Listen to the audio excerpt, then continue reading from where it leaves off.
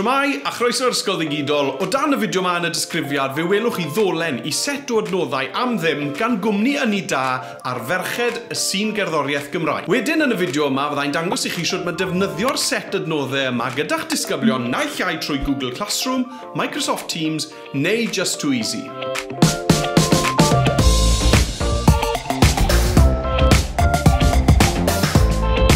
Fi'n siŵr bod Aled Vaughan Owen a'i gwmni ynni da yn gyfarwydd iawn I lot ohonoch chi. Fel arfer, mae e'n mynd o amgylch ysgolion Cymru yn cynnal gweithdai arbennig ar ei brif ddiddordebau fe, sef yr amgylchedd a cerddoriaeth Gymreig. Yn ystod y cyfnod clo, mae Aled wedi bod yn cynhyrchu fideos tua hanner awr o hyd bob mis ac yn cynhyrchu pacynau gwaith sy'n mynd gyda'r fideos yna. Mwyn dathlu Dydd Music Cymru, mae wedi rhoi un o'r gweithgareddau yma, Merched Music y Sîn Gymreig I ni am ddim. Felly dewch I ni gael gweld fel mae defnyddio'r adnoddau yma naill ai gyda Google Classroom, Microsoft Teams neu ar J2E5. Agorwch y daflen adnoddau ac yna cliciwch ar y botwm sy'n dweud agor gyda Google Slides. Bydd y daflen waith yn agor yn Google Slides. Agorwch ddewislen File ac yna dewiswch Make a Copy, Entire Presentation a bydd y daflen waith yma yn cadw I fewn i'ch Google Drive chi. Draw yn Google Classroom, agorwch Classwork, yna dewiswch Create, Assignment, ychwanegwch y daflen waith gan ddewis Add, Google Drive, dewis y daflen a chlicio Insert. Cofiwch ddewis rhoi copi yr un I bob disgybl. Nesaf angen ychwanegu fideo Aled, felly ewch yn ôl i'r daflen adnoddau a tro yma dewiswch I agor y fideo ar YouTube. Dewiswch y botwm Share o dan y fideo. Clicio'r copi, nôl ar Google Classroom, cliciwch ar Add unwaith eto, a tro yma, YouTube. Glidwch y URL a chlicio'r chwyddwydr a dewis y fideo. Rhowch deitl a chyfarwyddiadau a bant â chi.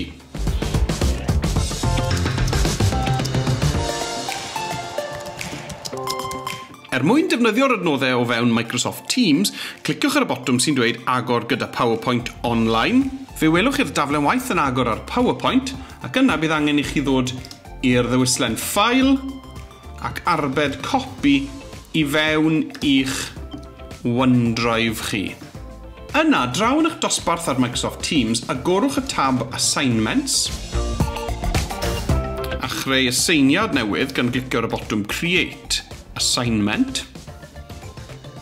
Ar y dudalen yma, cliciwch ar y botwm sy'n dweud Add Resources ac ychwanegwch y daflen waith o'ch OneDrive. Yna, yn bwysig iawn, dewch draw i'r 3 dot ar ddiwedd y stribyn yma a dewiswch Students Edit Their Own Copy mwyn rhoi copi yr un i'r disgyblion o'r daflen waith. Fel gyda Google Classroom, bydd angen I chi agor y fideo ar YouTube, dewis Share a gwneud copi o'r ddolen, dod nôl I Teams ac ychwanegu hwnna hefyd fel adnodd i'r aseiniad o dan link a chlicio Attach. Unwaith eto, ychwanegwch deitl a chanllawiau a dewiswch Assign I osod yr aseiniad. Yn ola, dewch ni gael gweld fel mae defnyddio'r adnoddau yma gyda J2E5. Agorwch daflen waith ar J2E5. Cliciwch ar y botwm sy'n agor y ffail JPEG i'r daflen waith. Gwasgwch ar y botwm mwyn lawr lwytho'r llun i'ch cyfrifiadur. Fe welwch chi fe fan hyn ar waelod eich ffenest ar Chrome. Draw ar J2E5, llusgwch y llun o waelod eich ffenest Chrome i'r daflen waith. Gwnewch i'r daflen lenwi'r dudalen. Ac yna, cliciwch ar y botwm cloi mwyn gosod y... Yna, cliciwch ar y botwm cloi mwyn gosod y daflen waith fel cefndir i'r dudalen a bydd y disgyblion wedyn yn gallu clicio a teipio yn syth ar y dudalen mwyn rhoi I atebion. Ar J2E5, beth am roi'r fideo yn uniongyrchol ar y dudalen yma. Ar y daflen adnoddau, cliciwch ar y botwm agor ar YouTube. Yn wahanol I Google Classroom a Microsoft Teams, bydd angen I ni fewn osod y fideo. Felly, cliciwch ar Share a tro hyn yn hytrach na clicio ar Copy, I ni'n mynd I ddewis Embed o'r ddewislen yma. Nawr cliciwch ar y botwm Copy, draw yn J2E5, cliciwch ar y botwm mewn osod a dewiswch y dewis cyntaf fideo sŵn gosod. Glidwch y cod i fewn i'r ffenest ac yna cliciwch iawn. Ac yna fe allwch chi osod fideo aled unrhyw le chi moyn ar y daflen. Cofiwch arbed eich taflen J25 ac yna allwch chi rannu hwnna gyda'ch disgyblion yn y modd arferol yn Just Too Easy.